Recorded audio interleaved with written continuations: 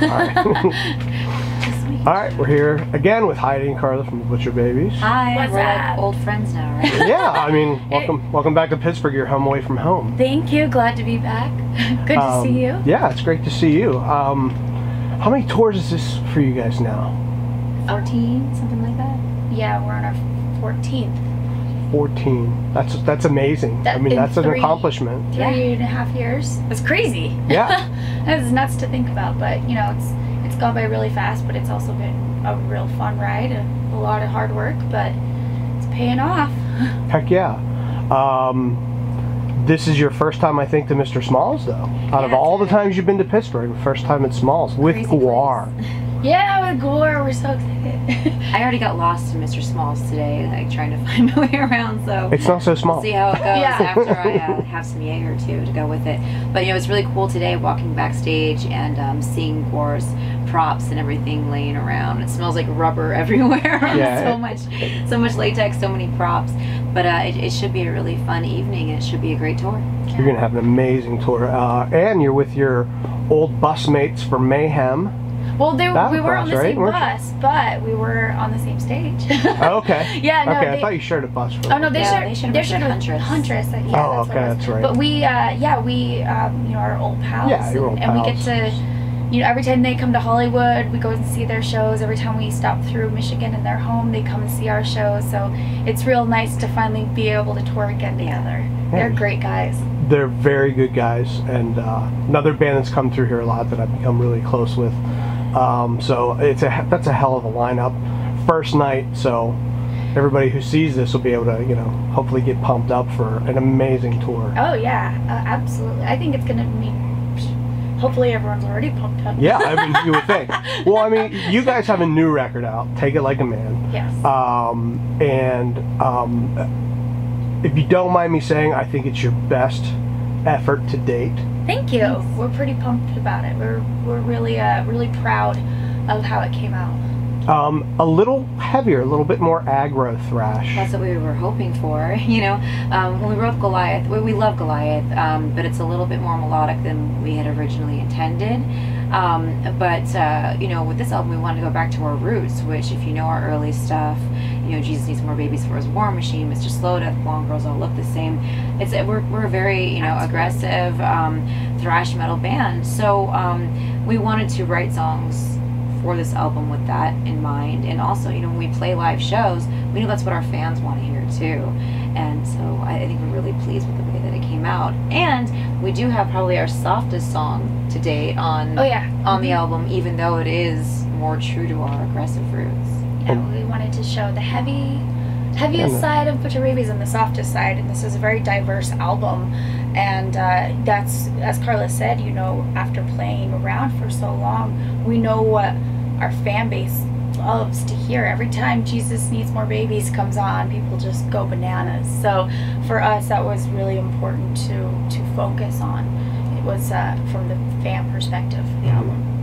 And I think it is able to transfer a little bit more of what you guys do live, because you're so intense live, and you know, it's hard to like always kind of transfer that. Yeah, well, I think too, when we were going to play Goliath live, a lot of the songs we just felt like we couldn't do them because they didn't have that live raw energy that you needed, you know, for a quick set at a festival.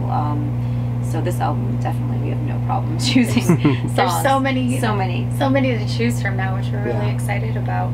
But one thing that was great about capturing that live energy, that I guess that we're kind of known for, if you will, is working with Logan Mader. Logan was so quick and so fast that it was impossible not to catch that first take where it's like, this is like you going and performing it, so you better be like your live show. And he really got that raw energy that we have on stage. So he works so fast that it frightened me at first. It's like, was that good enough? Do I have to do it again 20 more times to make sure that it's right? But he knows his stuff. And also, we've grown a lot, you know, since we recorded our last album. So, you know, sometimes you have to trust that the first couple takes are the best. You don't have to blow out your voice 30 times getting it, you know, to this perceived, you know, better level when it was already there the first few takes.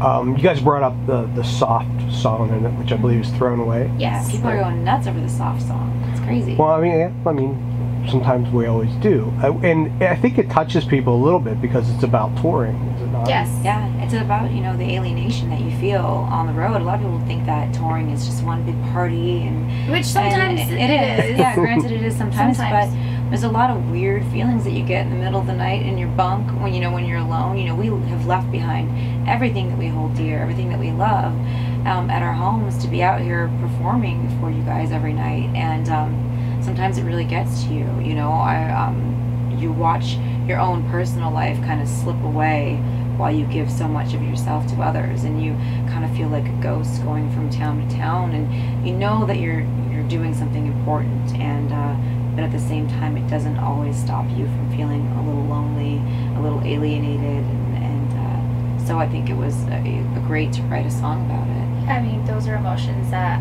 we've all felt over the past 4 years, being thrust on the road so quickly and so much. We've all sacrificed and lost everything pretty much you can think of, and now putting those emotions into a song, into something, turning that negative emotion into something positive is something that we really feel this entire album encompasses. There's so many different emotions that we pulled from, suppressed emotions, things from when we were kids, things from right now, that we wanted to turn those into a positive emotion and thought. You talk about some things from when you were kids.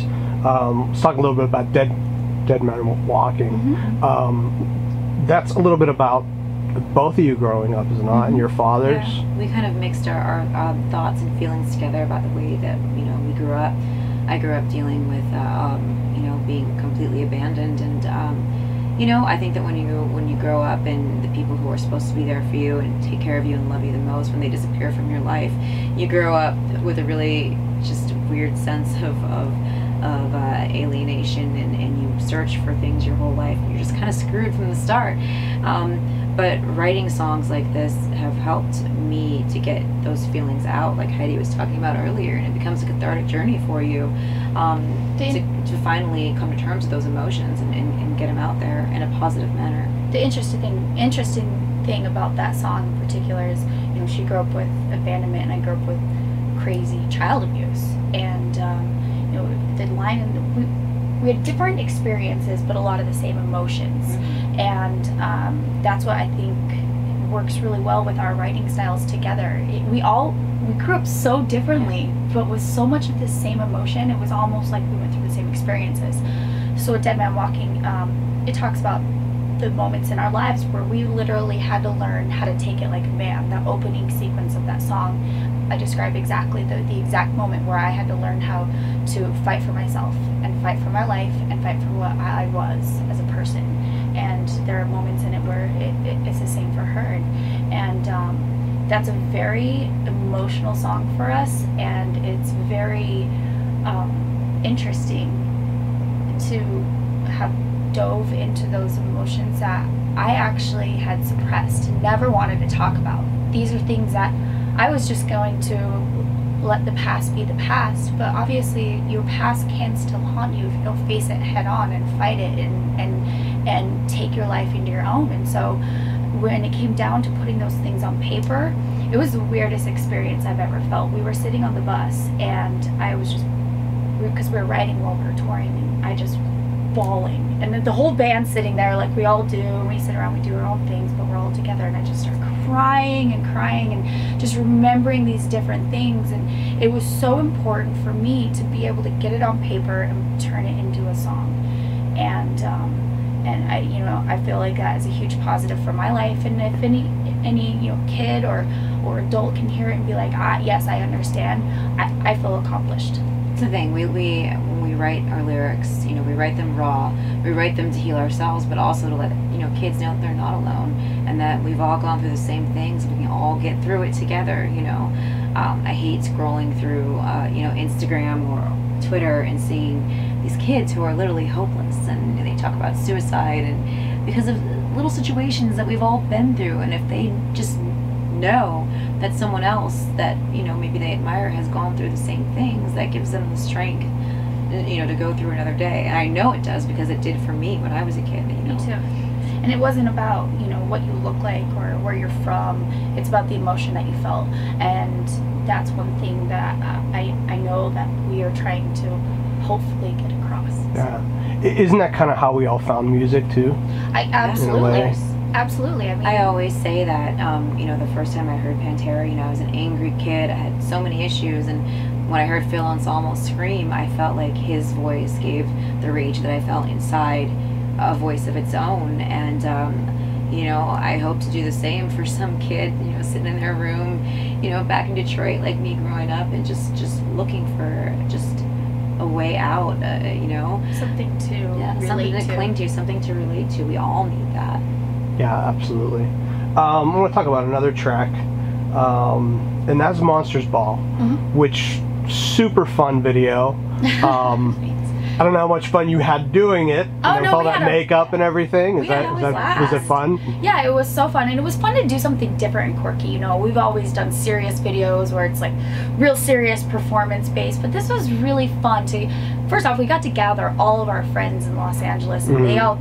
We even had people come out from Arizona and different places to come be in the video with us and have everyone get dressed up and have fun, and it was a really neat experience. And plus, for us to turn our regular live show into kind of a jazzy feel, kind of a swingy jazzy feel, if you will, the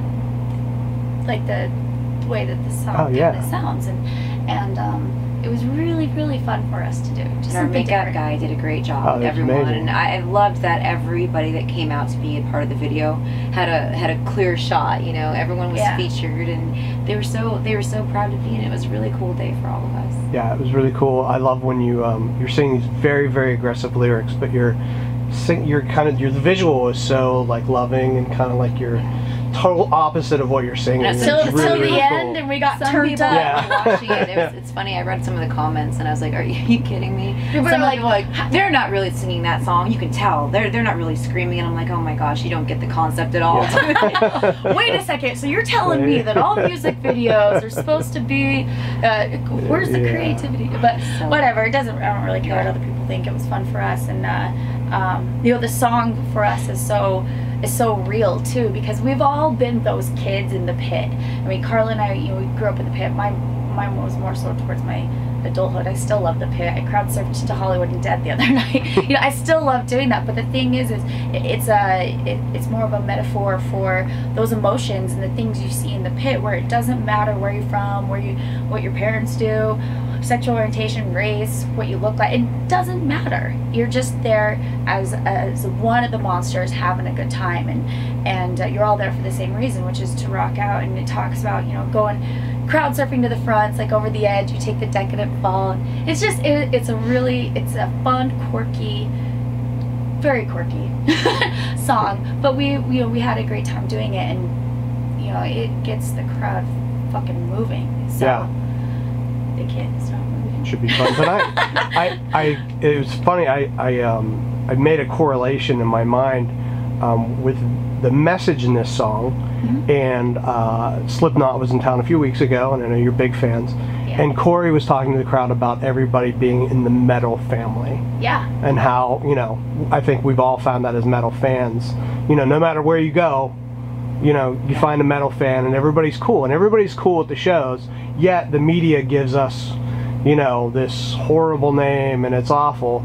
But meanwhile, anytime the country shows come to Pittsburgh, that's when we have our biggest crime rate and our you know, biggest problems. But you know, it's interesting. So here's an interesting story. I was out a couple nights ago with a bunch of friends, and Henry was there, and Henry was wearing an Exodus shirt, and he walked over past another guy wearing another metal shirt, and it was just like this instant like sup, and kept walking. You know, there's just this common ground. It's just a t-shirt. You know, you get a nod from just a passerby. It's cool. It really is a family, and we say that too during our set. And it's like, I feel so incredibly lucky to have this family that that will be by your side no matter what. Yeah. And that's a beautiful thing to have. And they're die hard. They'll never leave. Absolutely. And you guys have really seriously built a base of Butcher Baby fans that are very die hard. We're proud of it. It's because I do think it's because we are so hands-on with our fans, and you know, because of social media and everything. Over the years we've been touring. It's just we've grown so close to everyone, and you know, we love it. We don't take it for granted for 1 second that these people have been following us around for years. But also at the same time, I think that they can sense a lot. You know, metalheads, you can sense honesty, and you can sense what's real and what's not. And you know, people have asked us before, does it concern you opening up your personal life so much in your music and in your on your own social medias and your own websites and your own book? And no, it doesn't concern me. I think that is what will draw people to you know, other artists, is the honesty and the openness, and like we were saying before, feeling a part of something. And the fact that we've been able to do that, I couldn't be happier. Well, keep fighting, man. I know sometimes I'm sure it feels like an uphill battle. Always. You know, but I think, you know, you've proven a lot in this business, and it's been a lot of fun to watch from beginning until now, and a lot longer from now. Obviously, I'm sure you're on a 2-year cycle right now, so big tour here now, but hopefully you'll come back and see us. We're spoiled. We kind of expected here. I heard a rumor we'll be back in October. So, okay. We'll look forward to that. Yeah, then. Which is only a couple months away. So, yeah. Like you said, it's our home away from home. All right, nice. Gained a lot of friends and family here, so. Beautiful, nice. Beautiful. Thanks for always making time for us. Of course. And Thank you. safe travels out there with Gwar. Thank you. A little difficult with those guys. Nah, it's gonna be a rolling party. Thank you.